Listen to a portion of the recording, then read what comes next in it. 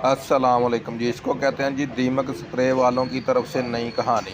आप देखे होंगे कि जो मेटल की चीज़ें बनती हैं वो किस तरह से बनती हैं। कभी सोचा है आपने? नहीं सोचा तो कोई बात नहीं, सोचे ना हल्कान ना हो, हम आपको बता देते हैं कि वो किस तरह से बनती हैं। वो इस तरह से बनती हैं कि कोई भी चीज़ लेके उसकी डाई बनाए मिट्टी के अंदर, उसकी डाई का निशान बना दे और वहाँ पे पिघला हुआ शीशा, ये पिघला हुआ शीशा होता है, आग के ऊपर पिघलाया जाता है इसको। वैसे ये हार्ड शेप में होता है लेकिन जब आग के ऊपर पिघलाया जाता है तो ये सख्त किस्म का गर्म हो जाता है बहुत ज़्यादा, कि इसको हाथ नहीं लगाया जा सकता।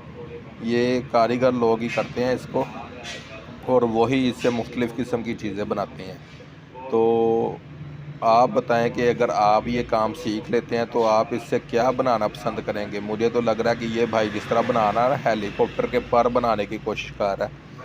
ठीक है, तो आप क्या बनाएंगे इससे? कमेंट में बताइए ज़रा।